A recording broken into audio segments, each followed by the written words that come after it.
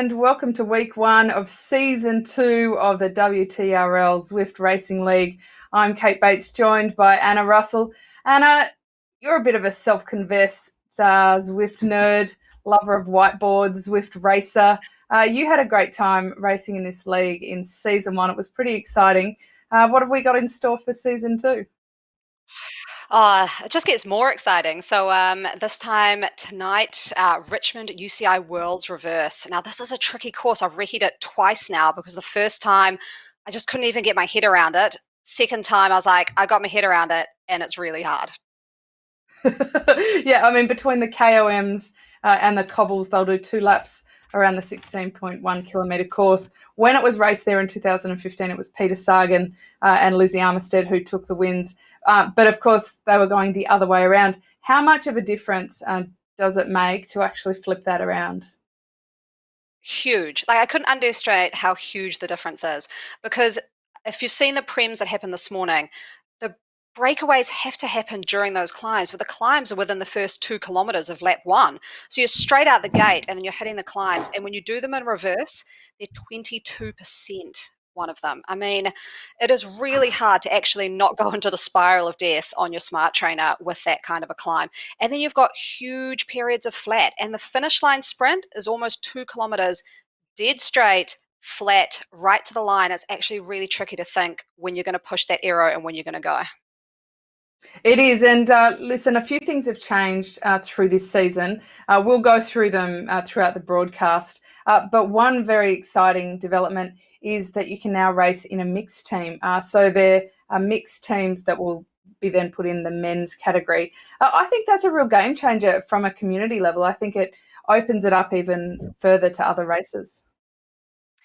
The mixed team, I'm intrigued to see the team time trial. When the mixed teams hit those team time trials, how do they go about that and what's their strategy? I mean, I'm going to pull up my whiteboard for that because that just blows it all out of the water. What kind of sort of powers do you hold at the front? Obviously, the guys will probably be able to hold a higher power than some of their female counterparts, making assumptions there. But it's going to be an interesting one to see how that plays out. But in these kind of races, I think it'll sort of end up being maybe looking at those faster segment times as opposed to always first across the line. And that's, again, another change in this series. It's going to be a little bit different and add some different strategies for the teams. It's not just first across the line. There are those points as well, but you can also get dropped and still contribute points to your team. Yeah, so another difference they've got this time is the points go much deeper. So overall at the finish line, the points go 80 deep, I think they do now, and 10 deep at those intermediate points. Do you think that will do what's intended, which is kind of motivate everybody to keep going even if they do get dropped? Yeah, well, I think what was happening is when you were out of those points in Series 1, because they only went to about 30 deep and you're coming 40th, there was sort of a lack of motivation to finish strong. Whereas now you might see people sprinting for 79th versus 80th because you've got that one extra point and that could make a difference. So I think WTRL, to their credit, listened to the community, and there's 10,000 plus races out there, and a lot of people aren't in that top 30. So going 80 deep, perfect. It's pretty impressive. So we're across a number of time zones. We're doing APAC tonight. It's evening, early evening here in Australia. It's late evening there in New Zealand. Anna, I've seen already somebody on YouTube saying good morning. So there's people kind of dialing in from all different time zones. Now, one other very marked difference this season is last season we had 10 races, 5 teams time trials and 5 points races. This year, that's been drilled back down to 8 weeks of racing, 5 of which are points races and 3 of which are teams time trials. So it almost kind of takes the advantage away from those kind of mammoth teams who were really dominating on those team time trial days. Yeah, I think that's a good decision because I think the scratch races enable those individuals to sort of come in and come out. The team time trial, like you said, sometimes when a team was really dominant that and it was happening every second week, they just kept gaining their lead. And again, you don't want to see that motivation drop for people going for the wins in the scratch races.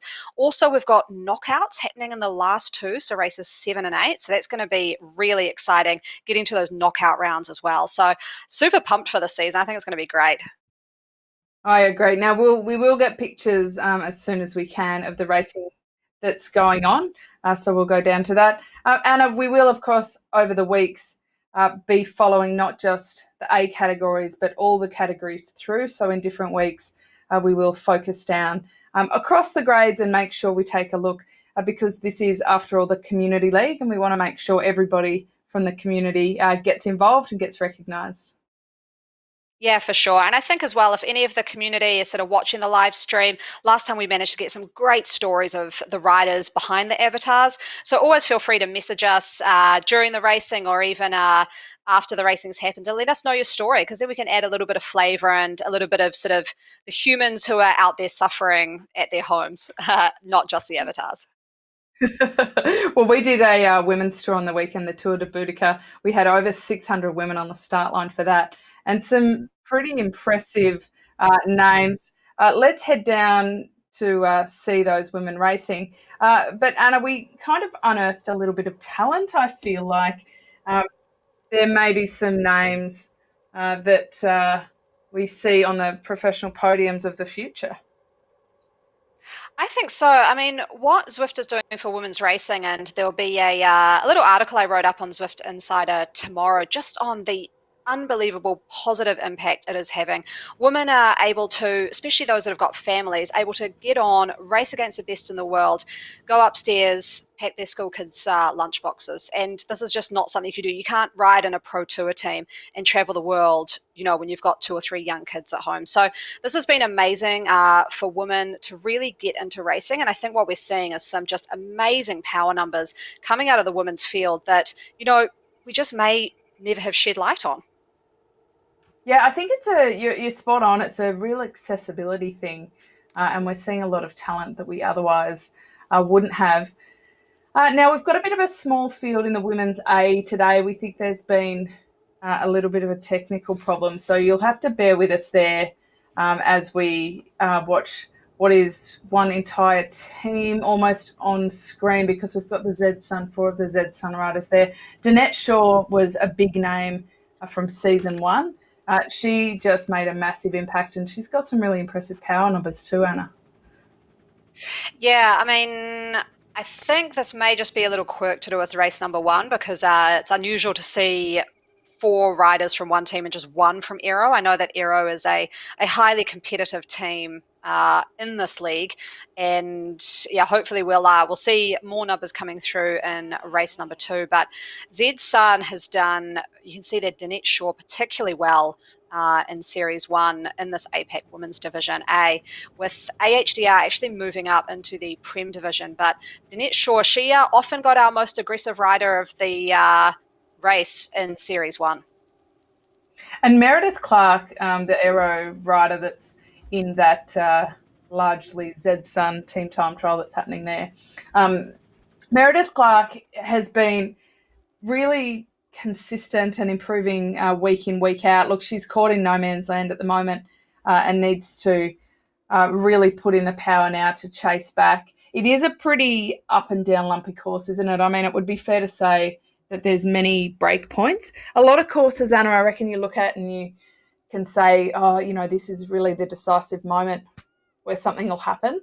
But between the KOMs and the cobbles and the twists and turns, it feels like Richmond kind of never relents. Yeah, I think we might just follow another race that's currently happening as well. Obviously, we've got all categories out today, A, B, C, and D, and we've just gone across to the Bs, which is populated there on the right-hand side. They look like they've just come through that first hilly section as well. Going through this flat part, this is where you want to have broken away on those first climbs, and that's kind of where all the magic happens in this lap. They're brutal. They go up to about 22%. It's really, really hard work, and if you can get a breakaway on this flat area, you can more likely than not stay away. Well, it is. I mean, it's an interesting debate, and I'm very interested in your thoughts on this, Anna, because you do race with Saris, the Pros Closet. You guys race in the community league as well. Do you think that there's a part of the teams that kind of don't want to put everything out there on day one, stage one, but maybe want to just see how everybody else's legs are and, kind of test the waters first? Oh, for sure. And I think we can't underestimate the fact a lot of these women raced in the Tour de Boudica over the weekend. I mean, that finished up yesterday. Was it yesterday? Gosh, that feels like a lifetime Well, ago. yeah, But yesterday. Yeah, and after 3 days of yesterday, racing too, so have pretty tired legs. exactly. So I think today, I mean, I know the team that, I'm race for, we race tomorrow. There's a lot of new riders because a lot of new riders have come in for Series 2. They just saw what was happening in Series 1, loved it, wanted to join up. And then you had a lot of riders also who raced over the weekend in a brutal 3-day stage race. So I think you're right. Tomorrow is a sort of, these racing in Series 2, Race 1. It's a little bit of a, let's just see how it goes. Let's feel out our competition, see who we need to watch for, and then you can kind of bullseye them and go for them in, the next scratch race, race number 3. Well, they've got 2 KOMs that are super early, which they've already gone over, which probably explains the breaks a little bit. They've now kind of got, it's about 10 odd K, Anna, before they're really challenged again through that KOM section. How much do you, as a team, prepare for the exact course that you're racing that night versus just preparing to race as a team?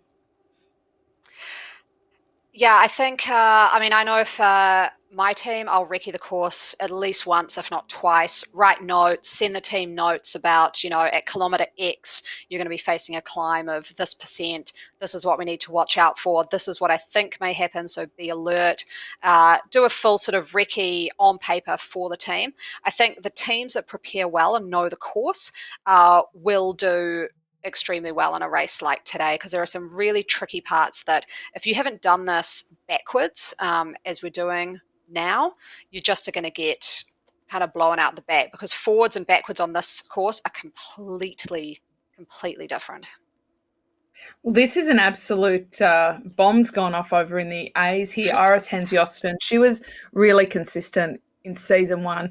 It puts out a lot of quite big power numbers for short bursts, so she's quite explosive. And the Z-Sun rider's got a nearly 10-second advantage on her then teammate, Danette Shaw, who would definitely be one of the top riders to watch across the whole series. It's a bit of a team's time trial situation where, then 8 seconds further back there, you've got another Z-Sun rider.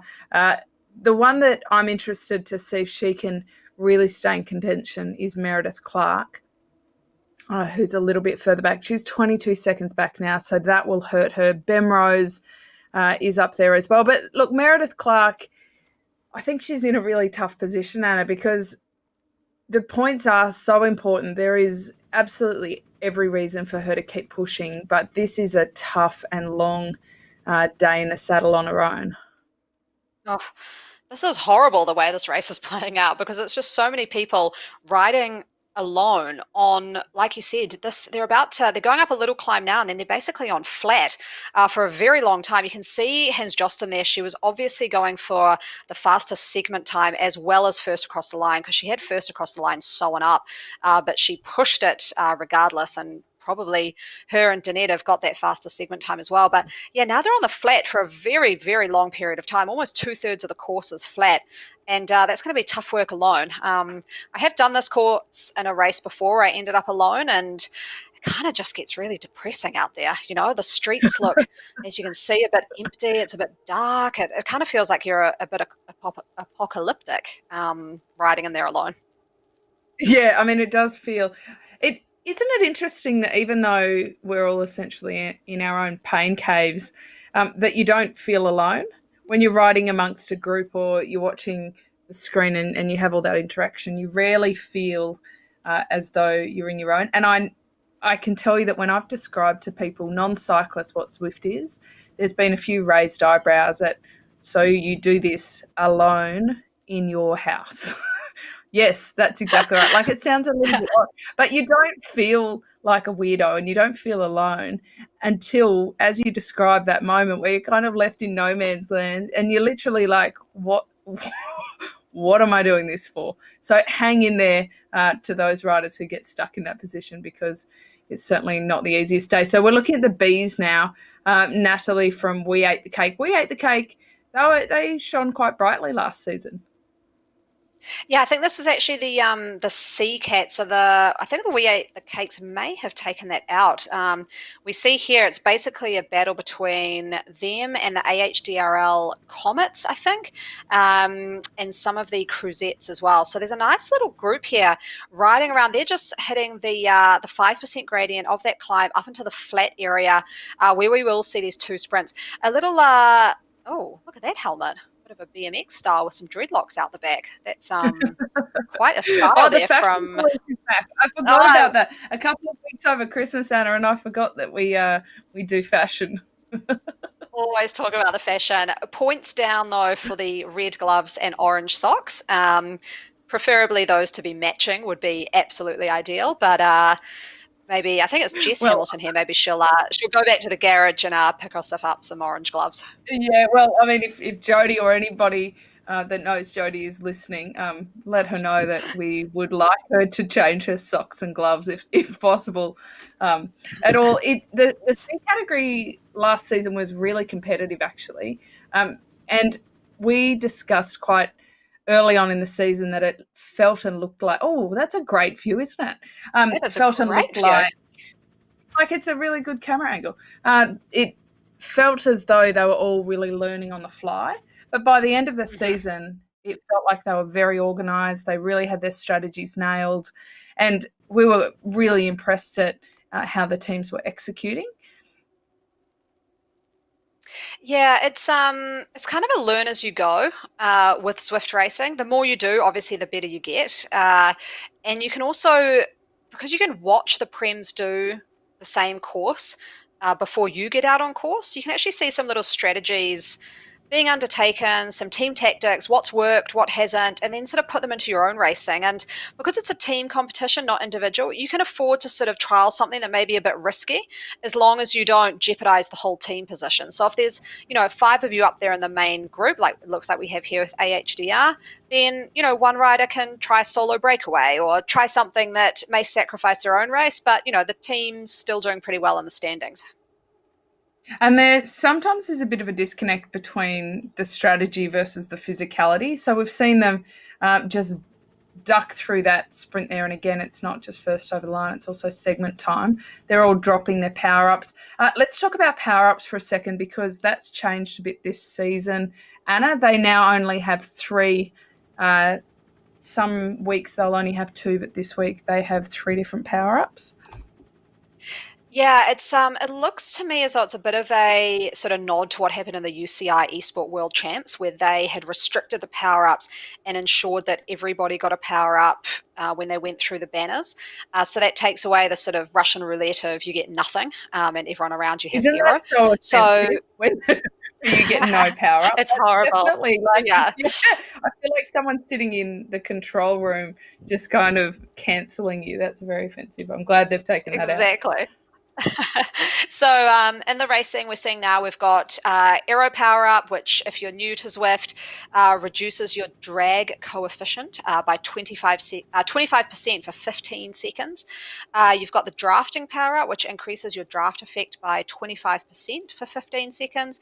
And you've got the Feather Power Up, which reduces your weight by 10% for 15 seconds. So very useful power ups. I mean, if I just got a feather under that sprint banner, I'd be saving that for the second climb, so the Libby Hill reverse, not because there's any points at the top of that, but because it goes up to 22%, that 10% reduction in weight will have a huge benefit and really help you crest over the top of that without losing too many wheels. But for the end, obviously, Aero Power Up would be beneficial. And the ending today is hard. It's a 2-kilometer, basically dead straight road right to the finish, and it's going to be tricky to figure out when to push the button and when to go for it. I'm still trying to figure out how to get in real life any of these power-ups. I feel like it could come in very handy. Still working on that. Let's also talk about, because what we're seeing a lot of here are these kind of luminescent bikes. They're called the Tron bikes, and you can pick what colour you have when you earn them. You have to have ridden 50,000 vertical meters in order to earn them. So fair to say anybody with the Tron bike has spent considerable hours in their pain cave. But Anna, bike of choice for tonight? Yeah, definitely the Tron. The riders without Tron bikes, I think, just don't have them available. But Tron is the best bike of choice. If you want to know before the race, Zwift Insider does like a little piece on the best bikes to choose, the kind of strategies that might be happening on each course. So that's always a really good resource. But Tron bike on this type of a course, just because it's a bit of an all-rounder one, you've got those really steep, sharp hills, but then you've got this long period of flat and some sprints. You could potentially go sort of the Specialized Venge S-Works with a deep dish wheel if you're really confident on the climb. That is going to add a lot of weight, and when you're looking at the steepness that you're facing, it could mean the difference between staying with the front pack and getting dropped. So if it was me, and it is me tomorrow, I'm picking the Tron.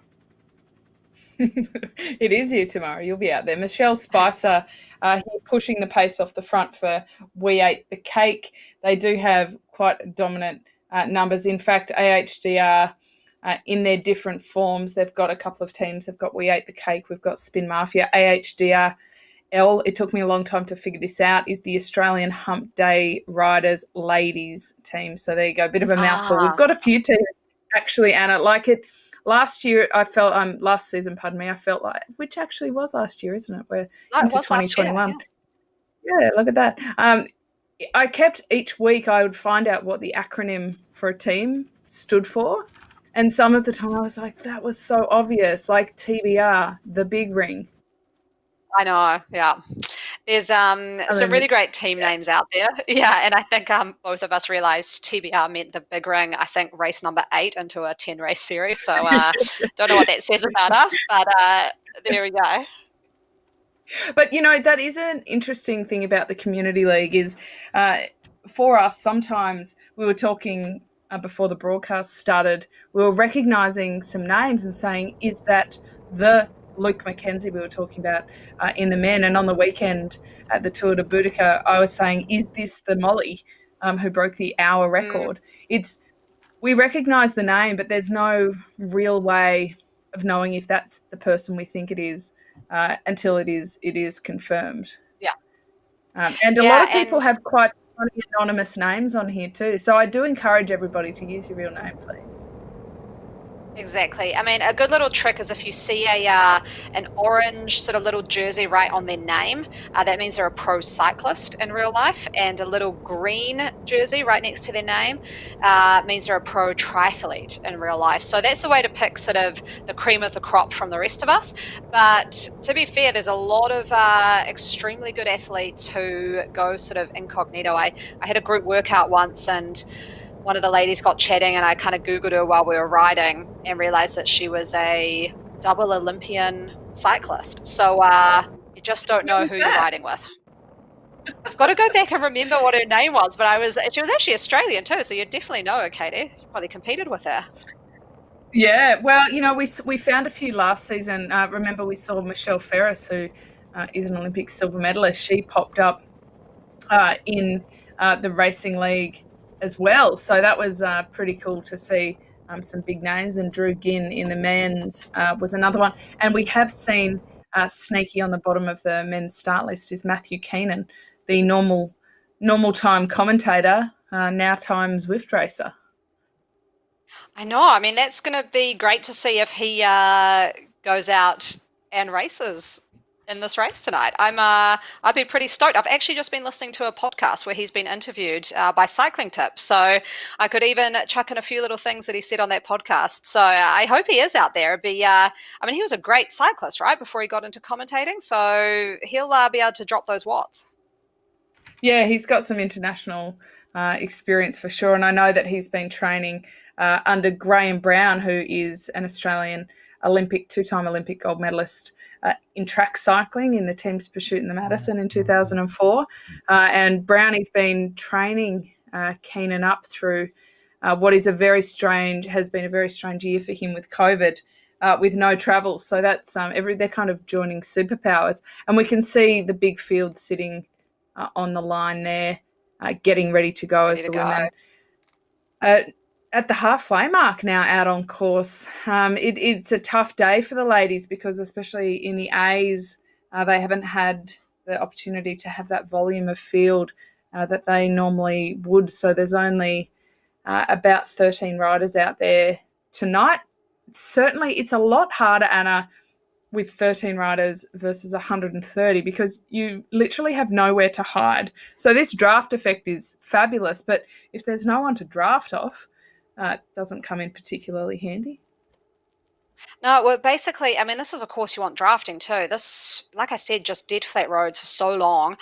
These guys will be maybe just treating as a sort of a 1-2 time trial effort. They're both from the same team. Danette Shaw, we know, has a great finish. So they's guys, they're not even pushing it. 165 watts. These guys are capable of much more around that 230. So in saying that though, their heart rates are still relatively high, but yeah, tricky for them. It's going to be a long second lap, I think, as they come down what began this race, a long downhill, and then hits the very steep, brutal climbs. As you can see, you can get a super tuck in that downhill just briefly. You want to make sure you come out of it pretty quick. Looks like one of them staying in quite long. As soon as it gets to around -4, -3 on the gradient change, you will be forced out of it and lose a ton of momentum. So you always want to make sure that you start pedaling before the road flattens out. Well, so there's an interesting conversation to have. What's the motivation for Hans Joosten and Danette Shaw to actually keep riding hard? They've got their teammate Smith is the next one back at 29 seconds with Carberry. So it's 1, 2, 3, 4 for Zsum with some big gaps in between. Why do you think Hans Joosten and Shaw are still persisting and pushing on at this point? A bit of a training exercise? Yeah, I mean, you can see here they're riding very hard. They've obviously about to start this climb, and this is something I did want to say. I mean, up to 6 watts a kg for Hans Joosten here, and these are hills that you need a lot of momentum. So even though this part is only about 1 to 2%, you need to start going into that climb really fast because as you round that corner, you can see on that elevation map on the top right, it kicks up very quickly. And if you don't have that momentum, you may actually have an in real life chain drop situation because you'll try and change your gears very quickly on a steep gradient. All the resistance is on your trainer and chain gone, got to get off your bike in real life and fix that up. So those guys approached that perfectly, got that momentum and just hitting that climb. I think, to be honest, these guys are just going out and cleaning up points is what it looks like they're doing. Well, now I've dived a little bit deep. You've gotten me into this kind of Zwift geeky nerdy stuff, Anna. I've dived a little bit deeper into Zwift power. Are you proud? And it looks like Danette Shaw's racing for Zsum, but Iris Hans Joosten is racing for Zsum Hypernova. So Zunderstruck versus Hypernova. And then if we look back to Grace Smith and Kirili Carberry, while on screen it looks like they're teammates with Zsum and they do have the same kit on, Grace Smith is actually also riding for Hypernova and Kirili Carberry is riding for Centaurus. So it's a little bit of competition within their little club teams here. Yeah, I'm loving that. That's a little competition within a team, which is fantastic. That's actually going to add a little bit of flavour to tonight's racing for this A category woman because it's going to come down to some mano a mano sprints, that's for sure. Well, Hans Joosten although it looks like she's dropped Shaw. And that was a good effort because we know that Shaw's pretty dynamic, actually. So to be able to, and she hasn't just dropped her, she's opened the gap to nearly 10 seconds. She must have hit her really hard. We do know that kind of the trick of attacking in Zwift and in real life, but certainly highlighted in Zwift, is that when you go, you just cannot pause for a single second. You have to go absolutely all out. But this is a really tough. This is arguably the toughest part of the course because they go over that KOM down and look, they're straight back on another climb. Look at Danette coming up. Shaw, there she goes. She caught up. And so isn't that interesting? I think she might have caught 22% unawares there, but she's kind of powering away. I mean, look at her go. 6 watts per kilo consistently up this 10 to 12%, 13% now. This is where Shaw is really showing her class. look at those RPMs. They went down to 48 RPM going up this climb. That just shows I you love that you're how cringing. Your legs brutal. are almost hurting watching. Oh, like 22%, that's what happens. It just goes kaboom onto your trainer. When I've recce'd this course, unless you had momentum and you're actually going at a bit of pace, that 22% hits you like a ton of bricks. And I think I got down to 38 RPM when I went up it. So, oh, it's just, it's unreal how hard that bit of this course is. And the interesting thing to look at is they're now back together. So at one point, Hans Josten accelerated away and put a big gap into Shaw. Then they reversed roles and Shaw put in a big effort and accelerated well past Hans Josten. Now they're riding together. I think both of them, look at that heart rate, 182. They're both fairly close to their limit, and ends up that neither of their attacks have been particularly effective in the end. No, I mean they might end up just tiring each other out. Wasn't that what happened with Van Vleuten and Van der Breggen in one of the later races last year? They just sort of caught up to each other and essentially cancelled each other out at the front of the race while the others just caught up from behind. So, we might see that happening with those two battling it out at the front. And one of the best races I've ever seen was a battle between those pair in La Course by La Tour de France when they were in the mountains. And Van der Breggen literally won on the finish line. But for the last kind of 2 kilometres, you were thinking, she's got this. No, she hasn't. Yes, she had. It was absolutely exhilarating. And I think it just goes to show there isn't a single metre of the race you can afford to take your focus off what's going on and concentrate on the racing. So look at this in the men, Matt Keenan in the ZHQ Rockets. We're watching him. Looks like he is out on course. And based on the training program he's had, I reckon he might have pretty decent legs too. That's fantastic. I mean, 350 watts I saw pushing up in this first part of the race, 1.5k in. They're on this big downhill here, and a good advice I got was a lot of people get really confident on this downhill because they start the race and go, I feel great. This is amazing. But you are going downhill for, a good period of time, and then you hit this wall, as we see at 7%, and suddenly all that confidence goes out the back door, and you go, oh, this is reality. And I think it'd be good to see what happens in this men's race and who had the confidence and whose ambition just got a little bit confused with their ability.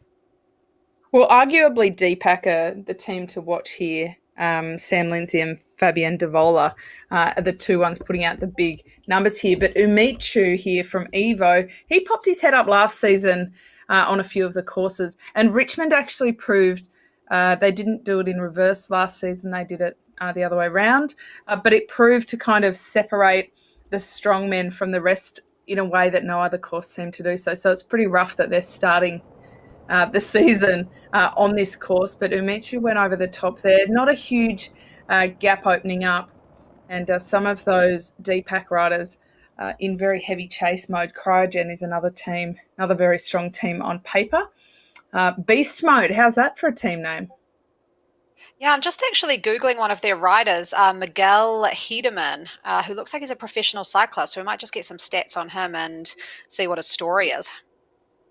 So again, that's the orange jersey that kind of gives that away for us that he might be a pro cyclist. In fact, there's a couple of Germans with little orange jerseys next to their name. Let's take a look at that course down the bottom. That kind of showcases for us what they're in for today. Just over 30 kilometres, 32k, so 16.1 kilometres per lap. They do have two KOMs there at 23rd Street and Libby Hill, but arguably Broad Street is more challenging even if there aren't any points there, and a sprint on Monument Avenue. It's a real pinch point very early on this 23rd Street and Libby Hill, which they're about to challenge both of those. And Sam Lindsay, Deepak, he's one of you. Anna, he's a Kiwi. He's up late well. And racing. every time he does well, you get very excited. A bit of patriotism showing through. I know. I think I brought out the New Zealand national anthem when he won last series. So if he wins today, I don't know what I'm going to do. But well, you can also bake me a pavlova if you like. Send that over. Oh, great. I'll do that.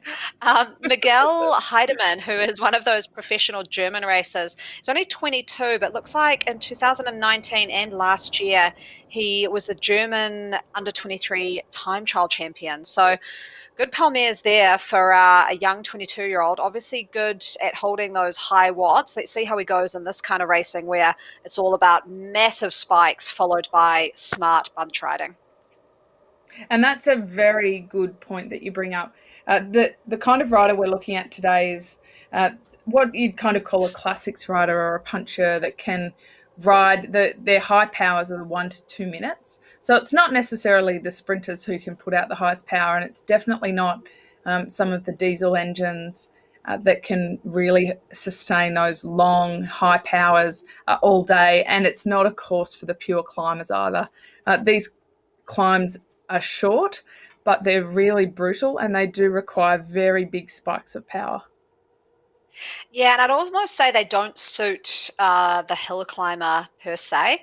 They almost just suit that sprinter. I mean, you look at, say, a Peter Sagan, they kind of suit that big, powerful sprinter, but who can also, hold on for the longer flat periods as well with the group. So, I mean, he won this course in the other direction, but I think we're looking at that kind of a rider. So I'm not sure how well a time trial champion will go. Obviously, maybe a pick for the team for those team time trials that happen a few times this season. But this race, I think, Sam Lindsay, he's got that good sprint, but he can also do well on the climbs. I'm looking at him in this race, but also I think we've got some of these ZWC riders from Japan who performed extremely well in Series 1 and again seem to be good at those punchy climbs. So we've got a plethora of men out there who could take the top spot.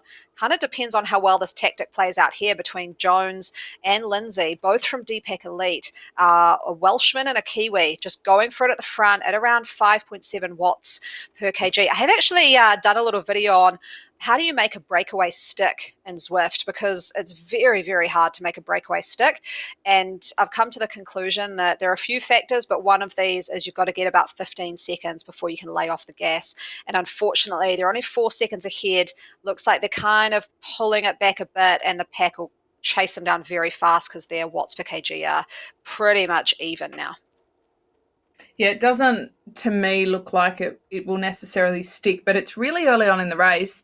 They do have this is 2 laps of the 16-kilometre course, and this kind of instills a bit of fear, I think, in the rest of the bunch, because DPAC, on paper, it's hard, I would say, to go past them being the strongest team. I mean, I'm not sure if you agree with that, Anna, but I think that between Lindsay and Devola and Ben Jones, they really, over the last season, proved that they're a very versatile squad. Yeah, the team I'm intrigued by is Beast Mode. One, I like their name. Last season, we really liked sort of the style of Relentless. What are they wearing? That's what I want to know, Beast Mode. Disappointingly, it looks like they're just wearing plain orange, which is, it's not ideal. I don't love it. Orange is probably my least favorite color, and paired up with sort of a aquamarine Trek. The glasses match the kit. That's, somewhat okay. Yeah, so you gain a point there. Yeah, I'm not loving the kit, but I love the name. So there we go, Beast Mode. Maybe that's our new Relentless. Hopefully they won't self-implode at the end of the season, but we'll have to see how it plays out. Now, this is an interesting part of the course. I just wanted to mention they've come along this flat, so they've recovered from those brutal 2 climbs to kick off this race, but now we're hitting a 5-6% long drag climb. It's kind of almost a kilometre. This climb, and I did see last year, sort of, I think around August time, there was a race between Mathieu van der Poel and basically everybody else, and there was a triathlete who went off the front at this portion of the race and managed to stick it and take it all the way to the end. So it's a long, sort of risky journey to try and do something here, but you can see already the pack is breaking up significantly. The longer that they keep the foot on the accelerator, there's a certain number of riders that are only just holding on. exceptionally high heart rates. And even look at Sam Lindsay, heart rate 184, power nearly 600 watts. I have said it to you before, Anna, and we talked about it on the weekend, that the best time to attack is when you're hurting, because you can be damn sure everybody else is too. That looks to me like Sam Lindsay is kind of in all sorts, in a bit of pain here, working really hard, but he's keeping going with it, because those guys that are chasing him, they're also really having to push the limit. And it's almost playing a bit of a game of virtual Froggo, where you're, seeing who gives up first, who breaks first. Yeah, I think the strategy maybe these two are going for at the moment is up on the map on the top right. You can see you've got a hard right and then a hard left. The sprint coming up is just on the hard left, and it's only a sprint that's about 60 meters long. So you basically, I think they're trying to go for first across the line points here. So I wouldn't be surprised if they get that and then kind of drop back to the group, because this seems like a bit of a sacrificial strategy here to go this hard when the group's only 3 seconds behind. They're obviously letting them hang out to dry. But this sprint, have a look here, because it's a tricky one. I was looking at the recon. You basically have to start the sprint before you take this hard left, and it means you're sort of doing a blind sprint because you can't see the banner. So they're just approaching this hard left now, and then they've only got sort of a little 60-meter blitz. It takes about 5 seconds. There we go. So they've crossed that. There's the green lines on the road. Here we go with Lindsay. So he's obviously wanting to go for that sprint, and he crossed that there. Let's see if he pulls back to the group. Well, Amichu was the rider who went over the climb so well. So they changed position there, because for a while there it was Sam Lindsay with his teammate Ben Jones, but Amichu came up to join him there. But he's also he's an Evo Savages rider, Amichu. So I think, good defensive riding from Evo Savages. They're making sure they had somebody in the move, because, ultimately, whether they're 3 seconds off the front or 10 seconds off the front, or even 20, if you're not represented in that break, you only have a limited number of choices. One is to wait it out and hope that they come back, that they kind of don't have the horsepower to keep the break going, or to do whatever you need to do to make sure you get a rider across to that. Because the worst case scenario is when you have to put your entire team on the front of the bunch to chase it back. A far more effective strategy is, before the gap opens up too much at all, you kind of send somebody across to jump across and separate yourself, rather than drag the whole bunch up.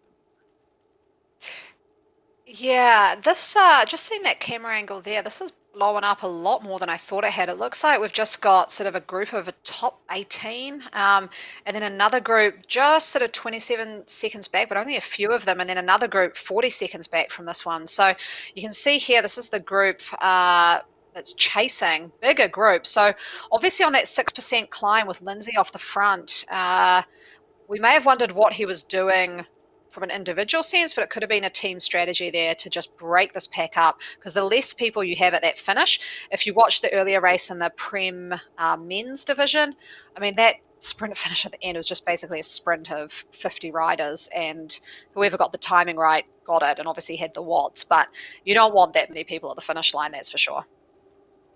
No, well, there's only 18 riders in that front group now, which is pretty whittled down. I'd say on this kind of course, it's pretty difficult to finish with a big bunch. And if it is, it means they haven't raced very aggressively or very hard. And to their absolute credit, last season, every single race was raced so hard.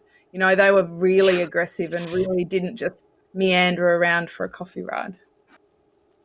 Yeah, that's the thing with Zwift racing. I don't think there is such thing as an easy race, especially when you've got a team component to it, because, like we said at the start of the show, when this is going, 80-ish deep, you're kind of fighting for every point, which means that if you are 78th, you're still going to sprint to the line, and you're still going to give it your all. You're still going to go for some of those faster segment times. So you could be sitting in the chase pack, but think, oh, you know what, I'm going to go for a faster segment. And before you know it, your heart rate's peaked out at, 180, and then you've got to hold on and then sprint again at the end. So no matter where you are in the fields now, it's going to be hard. And there's so many different strategies even within the team, because you can look at the teams who are purely going for that sprint at the end and executing tactics along the way to make sure their top riders are there for the finish. This is a pretty common normal strategy for any kind of racing, but I think Zwift is a little bit different because we also see teams really aggressively going after those intermediate sprints, and teams also relying on other teams to force the pace and just kind of seeing what happens for them. Yeah,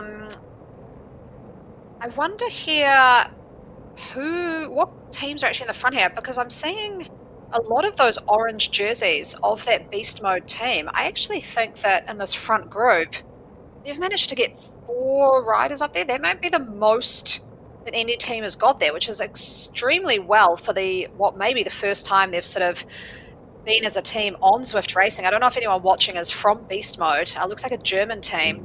But what's the story? Like, I haven't seen them before. Have they been racing in a different division and they're coming over to APAC? But they obviously know the game and they know what they're doing.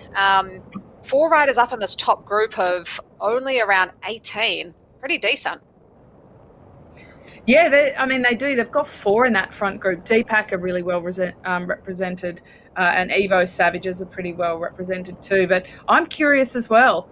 Look at how much this is breaking up. Seb from Beast Mode opens up the sprint there. Look at all of those. Look on the right of screen, all of those orange numbers. That was a pretty big effort across the board. Nobody's taking any of these points for granted. Yeah, and this is quite a good part of the course, because this is where we saw a solo breakaway go in the men's Prem Division racing earlier today.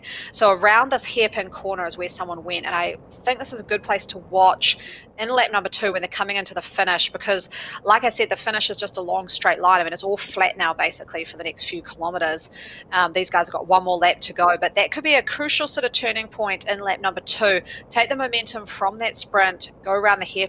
The reason why the hairpins are a good place to launch attacks is because the whole group gets slightly slowed down around those hairpins, just the hairpins, so not sort of any other corners, just the hairpins. And if you can sprint out of those or take in really high watts, you can get a good kick on the rest of the bunch. So a little top tip for you there. It's interesting to watch Yumichu, because he's been at the front and very, very active in the first KOMs, also in the intermediate sprints. But for him to be then sitting toward the back of this bunch actually gives me a bit of an indicator that he's pretty savvy.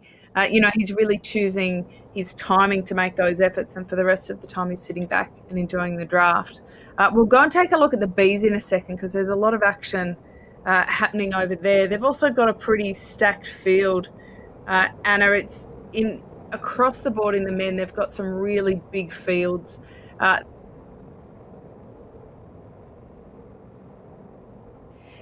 Yeah, so looking at the B category here, bigger front group. So this front group looks to be more sort of around that 25 to 30 mark.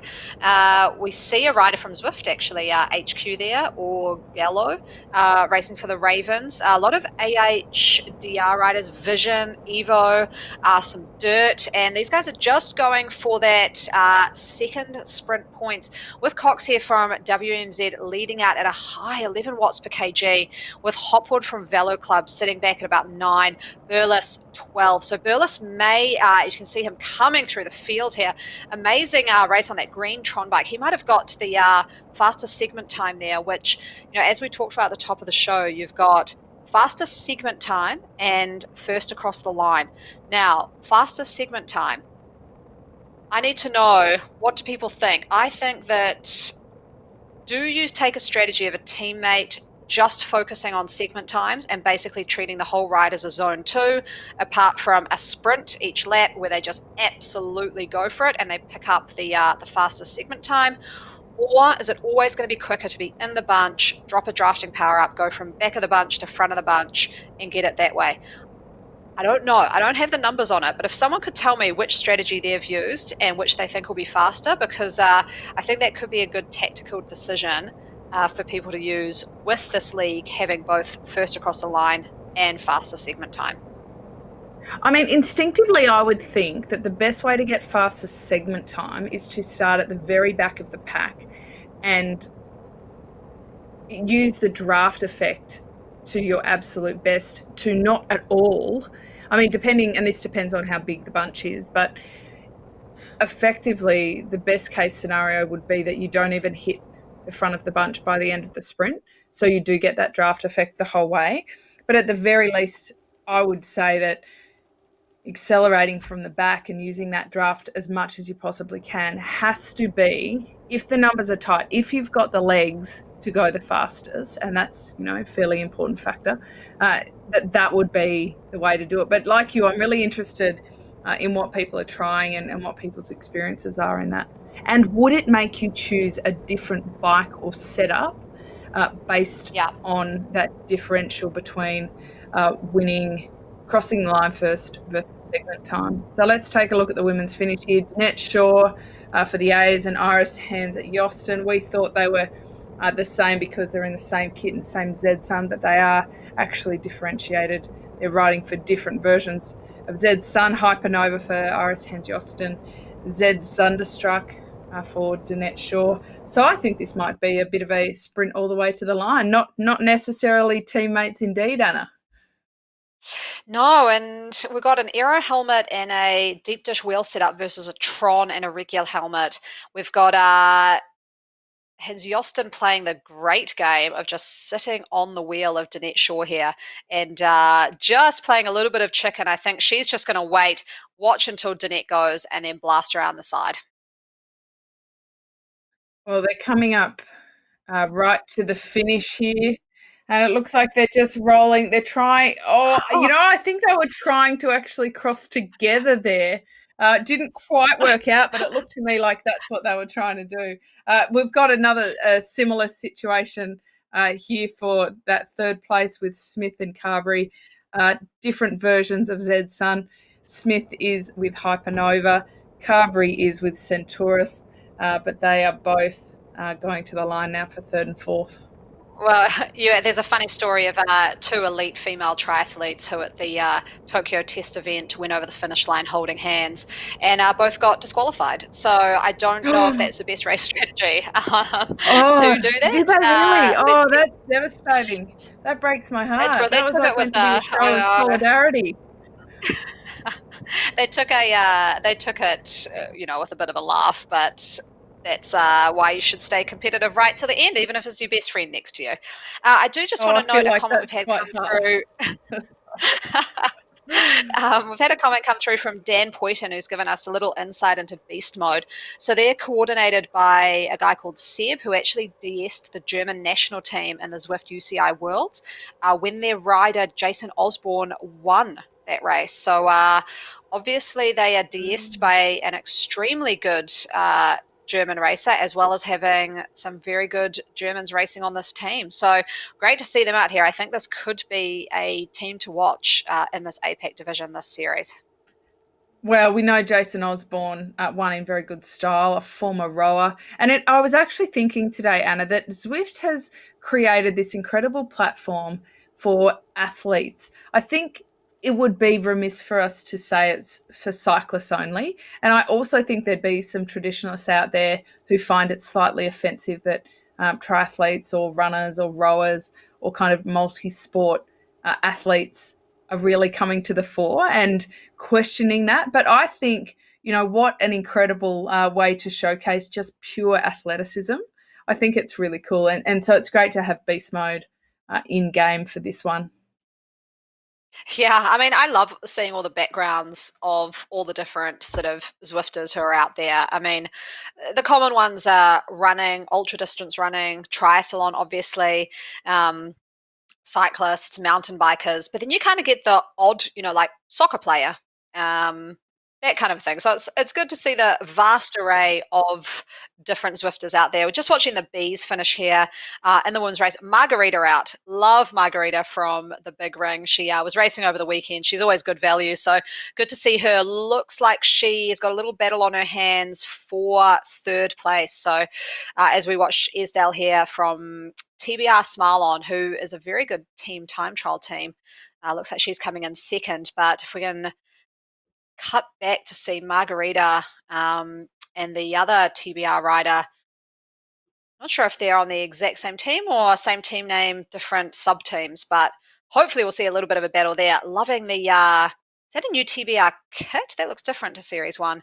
And they've gosh, what a rainbow of colours there. Just the aquamarine and the green Tron bikes next to each other with the matching kits. Full points there. And socks with a little detailing on the top as well. So beautiful there from Margarita from TBR. And I can't believe you didn't mention the hairstyle, because she's a bit of a punk rocker. That's a Yeah, little bit cool, yeah. but it is a great it is a great kit. If we just quickly, while we watch the women finish, look at what's happening over in the men. Seb from Beast Mode, I feel like they're really making their mark very early on in this season. He's attacked off the front and absolutely strung out this remaining small group of A's. They've still got about 14 kilometres left to go. Sam Lindsay having to chase quite hard. It's good that he didn't miss the boat and that gap open up too quickly. But I feel like these beast mode riders, if they do have such a solid DS in the car, in the virtual car, that will give them a really big leg up. Yeah, I think so. I mean, having a good DS makes a huge difference. I mean, I think these teams are taking it to the next level because of that UCI World Champs and how big of a role the DS has played. And, you see that Beast Mode DS led to a World Championship gold in the rainbow jersey for one of their riders. So I think in a lot of these fields, they may have a DS from someone who's also racing, leads to a lot of sort of heavy breathing and trying to give instructions. But in the Prem divisions, there would definitely be someone who is dedicated to that role. Yeah, now if we take a look, Jones here for DPAC, we've discussed quite at length how proficient DPAC are at racing. What really stuck out for me last season is that they race exceptionally well as a team. So it feels like they're never necessarily tied to one rider having the opportunity, but they seem to share it around a fair bit. Yeah, they do. I like the way they race, but yeah, I'm not sure how many they have in this front group. Maybe two or three. Actually, four as well. So there's a lot of racing going on at the moment. We do actually also have the C Women's Sprint. This is a group of five coming through with, I think it's just one TBR or Spin Mafia, and then a whole lot of AHDR. So this is going to be interesting. They've got the finish line in their sights, and there's an early push from Natalie there, I think it is, from We Ate the Cake. Early push, 6.2 watts a kg, but looking at that, Mandy coming through on that orange Tron, and another rider right over the top. That looks like T-Law. Timed that perfectly. Just don't want to go too early. That's what happens if you go too early. You'll get rolled over by that person who's saved it to the right time. No, a big acceleration from Tamsin Law. She's really put it to them there and made an impact. I mean, poor Jodie Hamilton. She was quite outnumbered there. She was in the green kit amongst all the We Ate the Cakers. And it looks like they got the cake at the end of that, didn't they, Anna? They certainly dominated. They got it and they ate it. And I did just say that. They got it and they ate it. Oh, goodness. That'll go down in one of the highlight Commentary reels history. of my commentating day. Dearie me. Okay, so we're back to the men's A here. Umichu, he's been the real constant for me today, Anna. He's in both the early KOMs and those sprints. He's been present. He's been up the front. And now he appears to just always kind of be hiding amongst the pack. I think that, he's a bit of a sneaky one today. Yeah, I'm just looking at Zwift Power now to see who's got the best sprint on them, who might be in this front group. Looks like I don't actually think the ones who are the best sprinters have made it to this front pack. So this group's done a good job of dropping this sort of the danger men, which looks like it's Matteo Compagnoni from DPAC. Oh no, I do see him in there. So he's a danger man actually. From the DPAC riders, they'll be wanting to drop him on this climb coming up. We've got that sort of long 1 to 2 kilometer drag of about 6% with that sprint straight after, and then a whole lot of flat. But yeah, we can just see him there, the DPAC rider danger man for the finish. Huge watts at the end. Looks like can hold about 15.8 watts per kg, over 1,000 raw power, which seems well higher than a lot of the others there. Unless we see a Fabian de Evola. He's also, yes, we can. So another Deepak rider elite in there. So I think you're right, Katie. Deepak, they've just quietly been making this front group, not putting a nose in the wind, and they've got the watts to finish this off. Well, they've got the advantage, certainly, in terms of numbers. They've got 5 in the front group.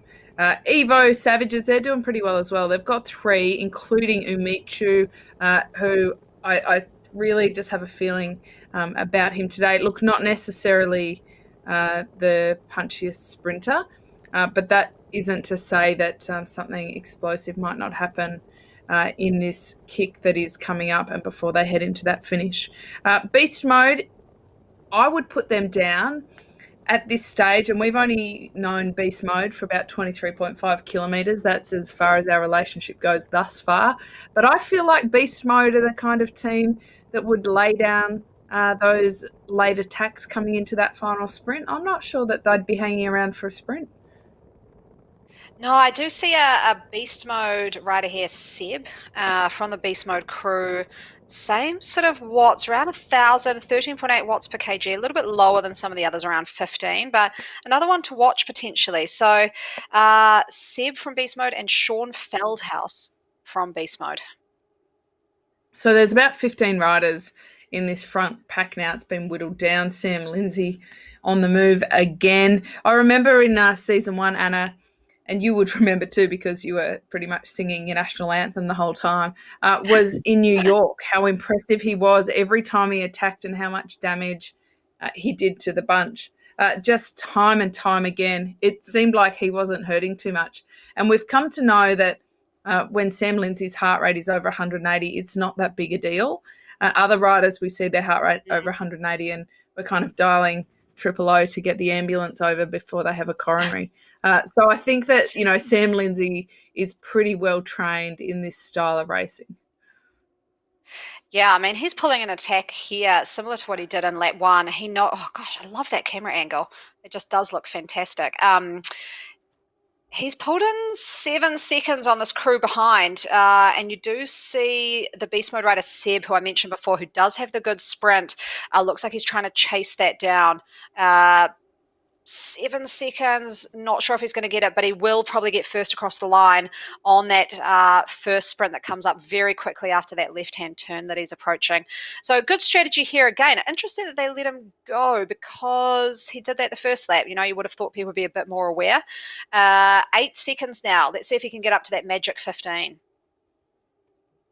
I think he's going to struggle on his own. I mean, I think you always take a bit of a risk when you make an attack like that. And it could be for a number of reasons. Is he attacking because he thinks he can stay away solo?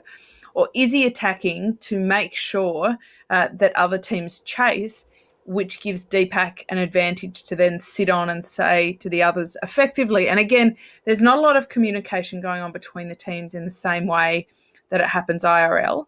Instead, they're kind of using it's avatar body language. I mean, it's pretty nuanced, isn't it, to guess what's going on. But they would be the Deepak riders would essentially be looking at the other riders saying, well, we don't have to chase. That's our teammate out there. And that puts the responsibility onto the other teams. And I think Beast Mode is probably the team who needs to step up and do that chasing. Let's take a look at the finish over here with the Degenerates. Cracking name for a team. And it is Rich T who looks to be powering off the front here. Yeah, I mean, great finish here from Rich T. I did just want to comment on what you said about body language and kind of the small subtleties about Zwift. Obviously, as compared to in real life racing, you can't turn around and see how much a rider is suffering, but you can go and watch that rider. So you can go into your companion app, click that rider's name, and go see what their heart rate is. That's a nice little trick I've kind of seen with someone who's gone off the front is how hard are they working? Are they absolutely at their limit? And even if you've sort of got the dexterity and your hands aren't sweating too much, you can just jump over to Zwift Power and see what the FTP is and go, oh yeah, they're pushing way too hard. So you kind of have all the data at your fingertips and no one can hide and you can do all of this while you're racing. I mean, and if you can put that into your strategy, then it's very clever to do so. I mean, bearing in mind that when your own heart rate is over 180, your ability to crunch data may be somewhat reduced. But in saying that, you can put all the information out there and see what happens. Leah Rich T here, she'll take the win for the AHDRL. Degenerates, of course, the AHD and the AHDRL crew out of Australia, and they do an incredible job in the community, rallying people not just onto the bike and onto Zwift, but also into racing, get them to try racing in what is a very safe environment. Which is pretty cool. Now, what has happened here? Sam Lindsay has just been passed and had to get out of his seat to try and chase. It looks like that is Ras who has just blown by him there. Sam Lindsay, this is his chance to answer. The two of them are riding together. What did you call it the other day, Anna? A cheese hat or something? Is that what cheese he's cutter? wearing? It's a cheese cutter Cheese that Ras cutter. is wearing. Cheese cutter. And he's got sort of that old school moustache going. Almost looks like a chimney sweeper. Don't know about how well that works on the bike. Yeah, Seeing a I'm sure great that's what he's going for. the chimney sweeper look as we watch the second place sprint for second, third, and fourth between Rogers and a couple of other AHDR riders. So great little sprint finish there for those podium positions. It is, and look, for the most part, it's the AHDRL riders who took the lead there, the Degenerates and the Diamonds, but Katie Rogers for CMA snuck in there. I think she was in third, so that's a very good one. We'll be closing out the women's coverage for today on that, with the Ds having finished. So now we await the men's, and it's just gotten a bit exciting here because Jesse Ras, he accelerated over to Sam Lindsay at such a pace that even Sam Lindsay's avatar had to get out of its seat to chase to get back on. I'm glad he was able to get back on the wheel because the likelihood of two surviving, I think, is far higher than the likelihood of Sam Lindsay surviving on his own. Yeah, and they've really splintered that pack behind. 9 seconds ahead now. Looking like this is growing somewhat too. So these two riding very well together. Also with Ras and his Tron setup. Oh, this is are they going to be caught 47k an hour versus a chasing pack of 41? So these guys riding very well. You can see they're riding that 6 watts a kg, and you can see Morgan, I think, has realized the danger this poses as they push up to 10 seconds ahead. But Lindsay pushing off a huge sprint here. He's going for those sprint points. I think he just is coming up to the banner very shortly. First across the line there. He's going to come around this hairpin corner. Let's see if he puts in another little attack because these guys sprinting behind could catch up very, very quickly as he's only 8 seconds and we have these riders behind. If they ease off here, they're not going to catch him, but he has made a concerted move now. Let's see if he can hold on. His heart rate under 180, so he's not going too hard, and a rate cadence there of 95 compared to Heideman's 84. So one is grinding and one is really spinning his way around this course. Hold on, holy moly. I feel like I need my glasses. 197 beats per minute from Heidemann. I honestly don't think my heart is capable of beating that fast. Definitely call them out. It's because he's 22. See that on my Apple Watch. I mean, that's a shout out to the community. If anybody's watching me while I'm Zwifting and you see my heart rate as that, check in and see if I'm okay. That does show a fair effort. We do all have different max heart rates, but certainly I would say anything over about 175 indicates a fairly solid level of effort. Now, they have come back together, but Anna, this is even more reduced than it was. Morgan, he's also a solid rider we saw a lot of last season. Lindsay's been doing an awful lot collecting these intermediate points. I can't help but think that maybe he's been, so to speak, a bit of a sacrificial lamb for DPAC. Go out, get the point, and then let's figure out the finish. I think so as well, because you look at his power numbers. I mean, his It's amazing for me, but not amazing to those we're comparing him to. 790 watts for a 15-second sprint.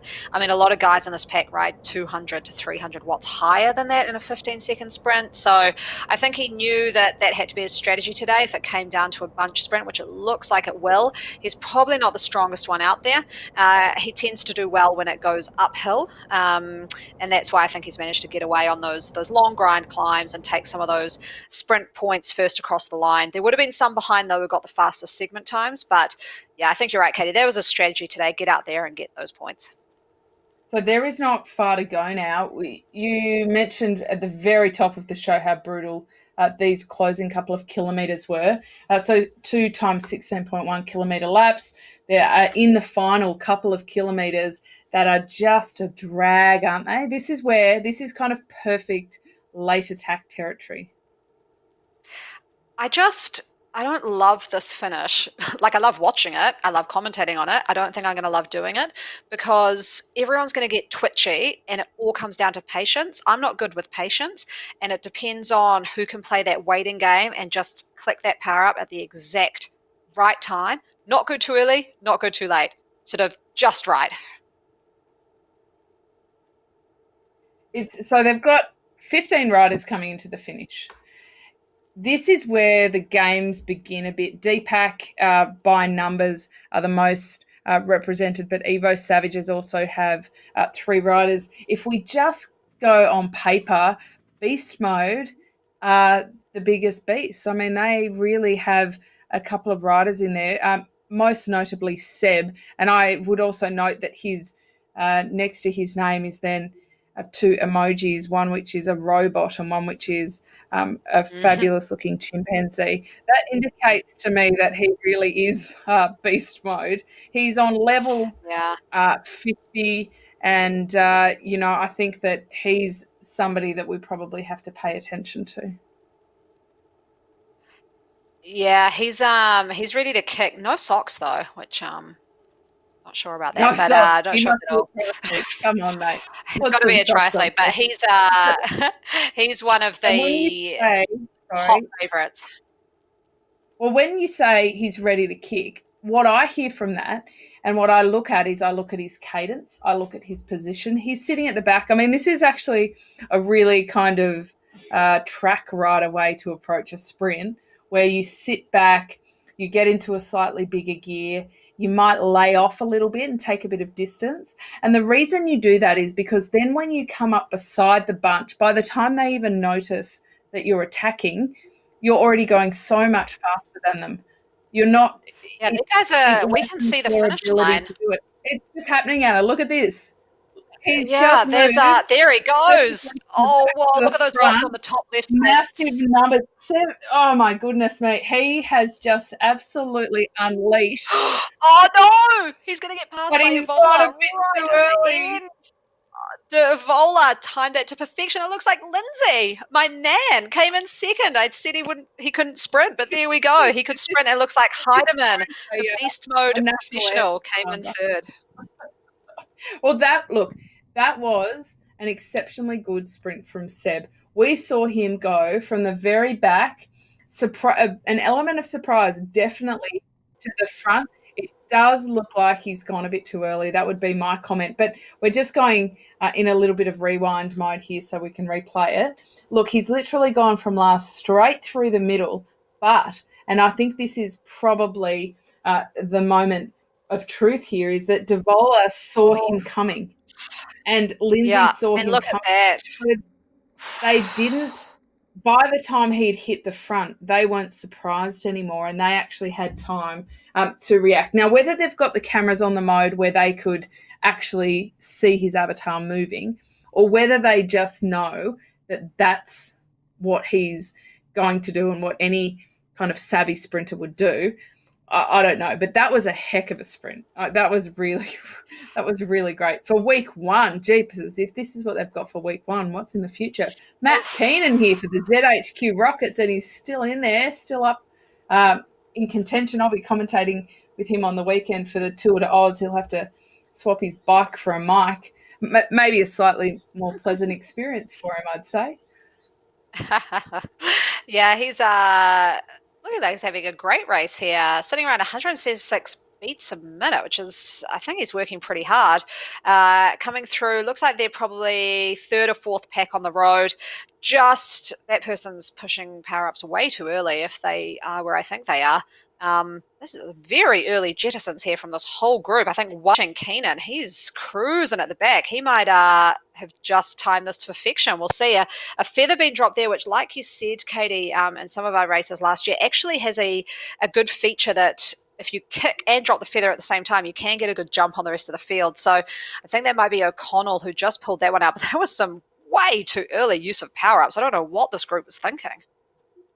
Well, it is. I mean, it can be quite strategic, but it is all about timing. Chubb gets the jump on them a bit there, over 12 watts per kilo. That's impressive no matter what grade you're in, and he actually takes the win quite easily there ahead of Anthony O'Connell from Aero, who looks to have come in second there. I was going to say Matt Keenan looks to be going very strong. His physique would not suggest he's a sprinter, but I would say that he's done pretty well on today's course. So we'll have to see how that folds out. I might be able to give him a bit of a ribbing for it on the weekend for the weeks to come. When it's sport for the commentators, it's all the more fun, isn't it? Some more AHDR teams here again. That's the Australian Hump Day Riders, and they're very well represented across the board in both the men's and the women's.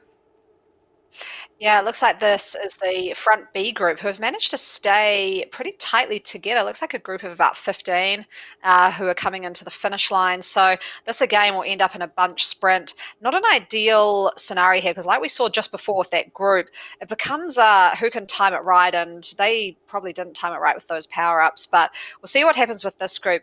Just there's a banner on the right that you can see, that kind of orange one. But if you look ahead, at some point you'll see some pink flags, which indicate the start of the sort of finish straight. I think as soon as you can see the pink flags, that's a good time to start dropping those power-ups. Anytime earlier, I think just a bit too soon. And once you see the in the pink flags, you're basically 40 meters from the end. So you can just see them in the distance there. So I'd be dropping mine right about now and coming from the back and coming through. So we'll see if that plays out. And that is a good tip to have, a landmark or a game mark to know how far you are from that finish, which is why recce's are so important recons of the course. We've seen a couple of times now riders have gone a little bit too early. Rasmussen, he's not accelerating away, but he's not conceding much either. Oh, that came right down to the line, didn't it, with Templeton there? And sometimes the numbers are slightly different than what we see from the avatars. So there have been occasions where we haven't been able to pick the finish thanks to where the calibrations are. But that was a pretty close finish in the end. Oh, that was really hard. And now we're seeing the C riders who have just gone through that second and the last intermediary sprint for the race tonight. Now they're on that long sort of flat roads that sort of winds their way a little bit now to the finish, bit of a left and a right, and then that straight 2-kilometer drag. But these guys as well looks pretty good for a couple here with yellow and black. Obviously 2 teammates there in the front group together, and the rest look like they're a bit sort of mixed up. So good work on that team. It might be TBR, I think, the big ring, who has played this pretty well to have that number of teammates in that lead group. There's not a big group here. There's only 7 of them, which indicates pretty difficult racing out on course. And none of the teams necessarily have a numerical advantage in that group. There's a couple of cryogen, there's a couple of AHDR riders as well, but for the most part, they're all different teams represented, which is pretty cool. And also a few different nationalities, which indicates that they may not necessarily know each other or their riding abilities. So that kind of makes it a bit more interesting too. They need to make sure, like we've seen in the other grades, that they don't go too early and that they do use those landmarks for when to sprint. So the pink flags is a really big one that they need to be looking for. Yeah, one of those riders looks very beefed up, so he might be a big power rider. I think it's second in line there on that Aquatron. Yeah, some big Zwifters there, so they might have found the hills a bit tricky, but this sprint, look at those biceps. My God, Yeah, Plumber. That's I want to know. I actually wow. want to know how you get muscle. How do you get muscles on your avatar? Because I was riding with my partner in Zwift the other day, and he has this fabulous big biceps in game, and I look like a bit of a lightweight. And we did pontificate over how we could change that. Oh, that looks I mean, I don't know how it's going to help with the sprint, but that's can definitely put some weight on the handlebars there with those biceps. So maybe that'll help when he gets out of the saddle. Well, given our fashion commentary, maybe if Martin's listening from WTRL next season, if we could have a fashion point awarded at the end of the day as well, that would Bonus suit points Anna for and I really fashion. I well, love it. even if just for the APAC league. That would be great. Thank you. That would be fantastic.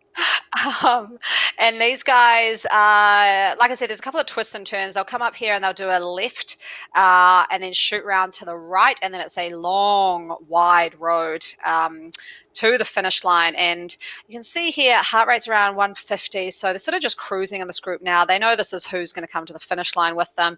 And yeah, I'm just having a look at Zwift Power here to see who's got the best sprint on them. It looks like Julian Bayer from TT1 looks like the best sprinter in this group with around and one of the longest standing Zwifters out on Zwift. So great to see Julian up here representing in this APAC lead, 926 watts for 15 seconds. So well above any of those around him. So let's see if he can time his power ups right and make the use of the watts that he's got available to him. Well, I was just looking in Zwift Power, and there's a Mike Brooks there. I'm guessing that's not Mike Cannon Brooks of Atlassian. But if it is, he's also got a very solid 15-second PB. So Julian Bayer does look good on paper. The other one that I think we should look at is Dave Proven from AHDR. They both have pretty solid numbers. There's a bit of a drop-off to some of the others. Look, that doesn't necessarily mean that they will win a sprint, but it certainly means that if it was just a drag race, that so far their numbers would suggest that they're more capable of winning those sprints. But we also need to factor in how difficult the race has been thus far and the efforts that they've had to make. So a lot of those PB numbers we're seeing don't take into account fatigue and certainly Exactly. don't consider a course like Richmond. Yeah, that's true. And we see here Plummer jumping early with the aero power up and huge watts there. But Douglas, we can see they're pushing up to the 11, 12 watts per kg from SABR. So they are catching quick with the aero power up. I think he will get caught by Douglas. See if any of the ones behind him can catch up as well. But actually, Douglas has fallen off the pace just a little bit, and Plummer may take it all the way to the line. We see that I thought Douglas was catching up. Oh, very close to catch up. Oh, that might be a photo finish between those two. It was, I thought Douglas was catching up, then he dropped off, and then he was there again. Yeah, I mean, he made up a lot of distance quite early on in that sprint, and then he seemed to not be able to close it down at all. But without being able to see the exact power profiles, which is different to the raw numbers we get, but the profile of when that power was delivered through that closing 10 to 15 seconds, it looks to me like Plummer has had a better acceleration on him. He's also got a better power in that mid-range, but he has died a bit at the back end and suffered, and that's where Douglas has made it out. So we're just checking out the replay here. And look, Plummer has dropped the aero power up as he's accelerated. He's opened that gap straight away. But Douglas is not really able to close it. This gap remains pretty consistent.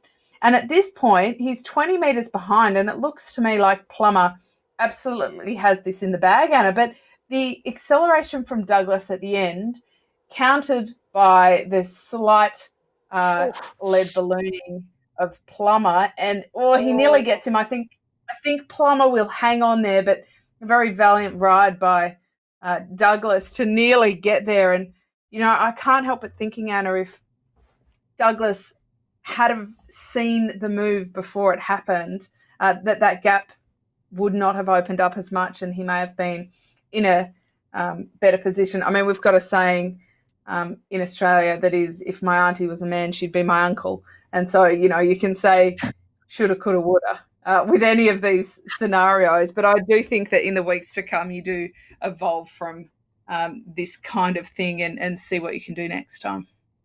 That is like the weirdest saying I have ever heard.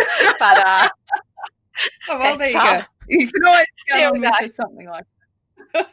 Oh, fantastic. And that was one of the sprints where you think maybe it was a little bit risky, but there we go. All the risk, all the reward. Good on Anthony Plummer for taking that one out in the C category of this APAC Series 2 division. As we've now gone back to the Ds, who are coming into the finish line. This is the last finish we'll be watching for the racing tonight. Looks as though Robertson here is pulling away a little bit. Oh, he's just going for the sprint points here. Let's see if he rolls on through and decides to do a solo attack off the front. They've still got about 6K to go, but it is good time for an intermediate attack, kind of to go for a sprint and then keep going. His heart rate's still pretty low, so I would say that he's reasonably in control. But 6K is a long way to go solo. He's only got 2 chasing him, but 3 is far friendlier than one. Pardon me. Yeah, and he's around 5 seconds ahead now, but there's only 2 riders chasing, Kurga and RD. And this is the perfect kind of scenario for having a breakaway stick because the 2 behind, unless they work together, won't really be able to get on. But it looks like Robertson has dropped down to about 1.6 watts a kg, and the other 2 will catch on. So he's obviously just going for those first across the line points. Doesn't want to risk it. He's got a relatively okay sprint on him, but Noel Kurga actually looks to be the stronger of the 3 with the sprint. But good point, like you said before, Katie, these numbers on Zwift Power are their personal bests. So whether they can pull that out after a tough race like today is another story. I mean, Zwift Power is fabulous to give us a bit of an insight, mostly into the style of the rider and whether you can tell a lot from the numbers just about their style, whether or not they're able to hit those PBs. Usually it's a similar profile, even if it's 10% less. Everything they're doing is 10% less, including, climbing, sprinting, 1 minute, 20 minute, etc. So it gives us a bit of an idea of what they may be capable of. But, it's also attitude as well. I mean, we have to remember that this is community league. These are real people. They've got jobs, they've got families. A lot of them are multitasking up the wazoo, and they may have had a really tough day. They may be exhausted, and you have to factor that in. They're not professional athletes who have the liberty of the perfect recovery and being kind of prime fitness and prime weight for every racing day. Exactly. And I mean, I'm looking at Robertson, who we saw before take the first across the line points. He's from New Zealand. It's currently 11:15 in New Zealand at night. He's probably got to wake up tomorrow at about 6 and get to work. So this is, like you said, it can be quite fatiguing for these riders to fit in their day-to-day life and jump on Zwift. Also, it'd be interesting to see how he sleeps after a race like this because your adrenaline will just be pumping.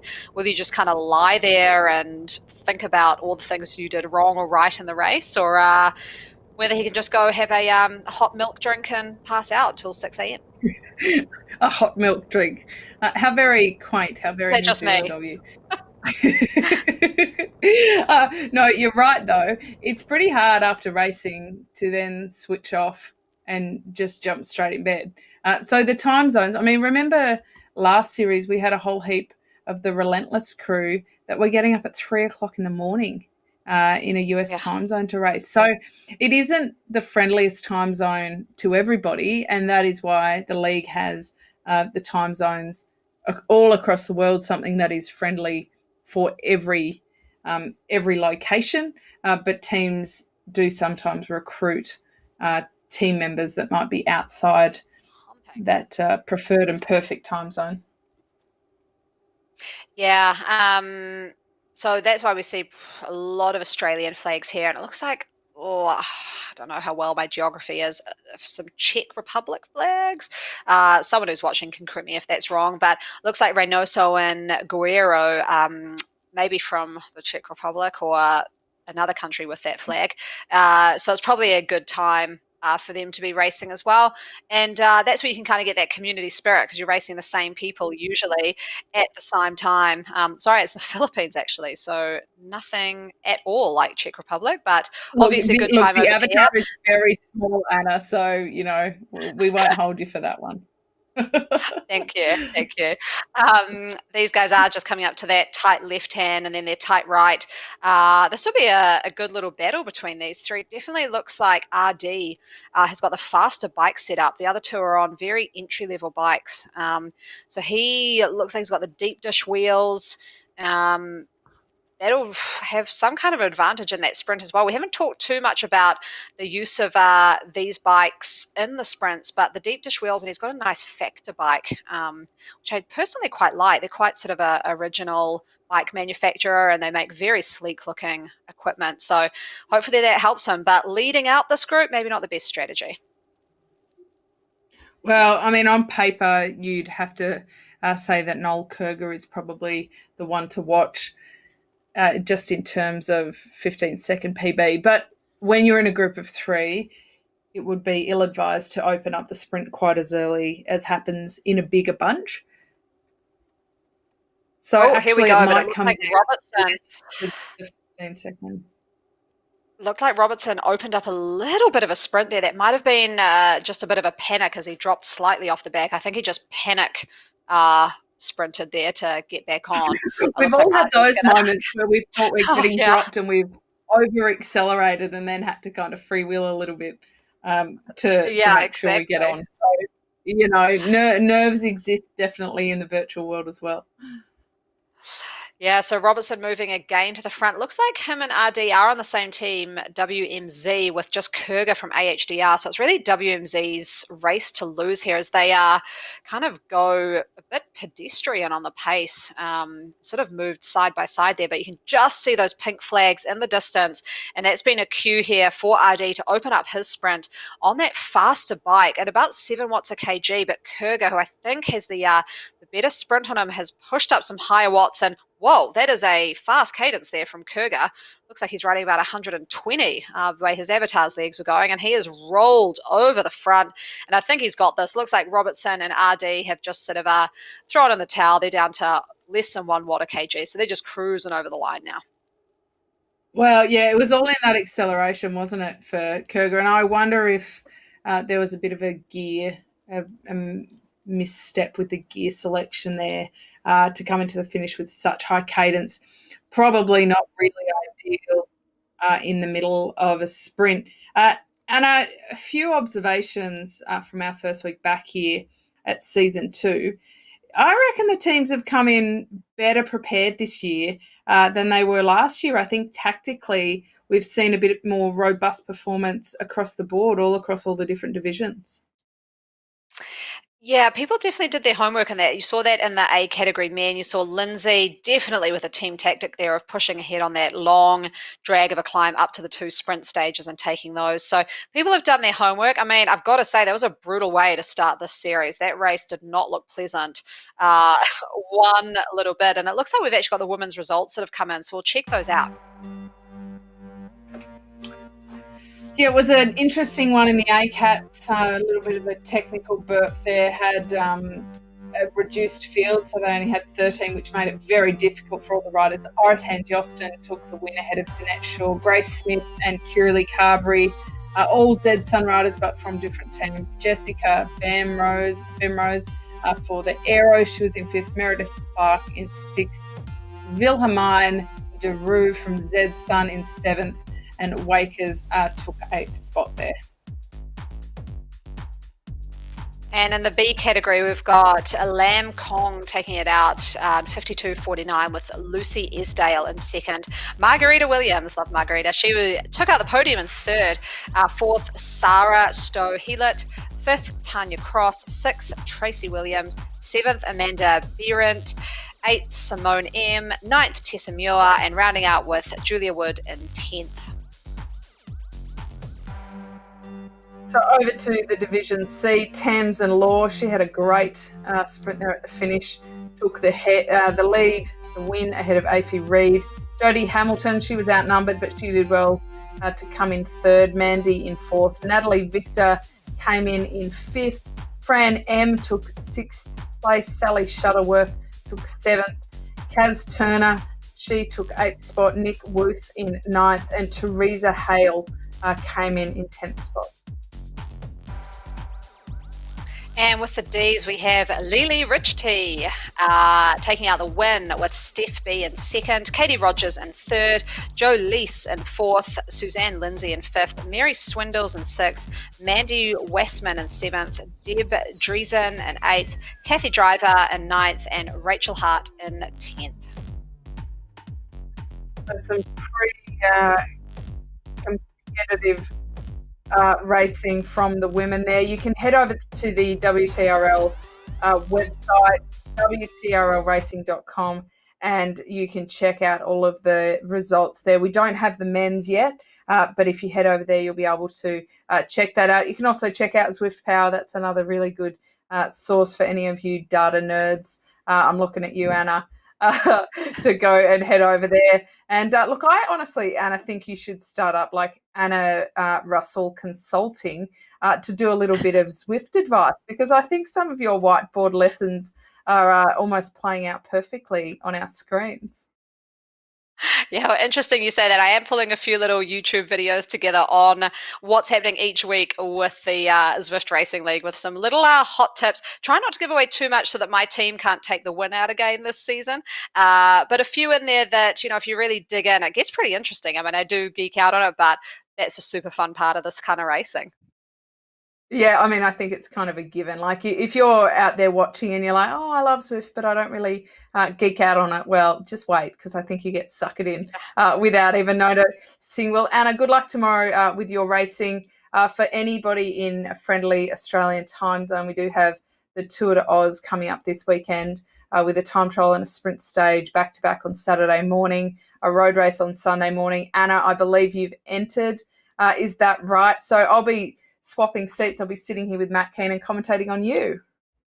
Well, we'll see how it goes. Oh, it looks pretty brutal, but looks like another fun lot of racing on Zwift. What a smorgasbord of racing you can get into. So get amongst it, everyone, and we'll see you racing over this week as well. Yeah, exactly. Thank you so much for joining us, for tuning in here for Season 2 of the Zwift Racing League, presented by WTRL here on Zwift Community Live. We'll see you same time, same place next week.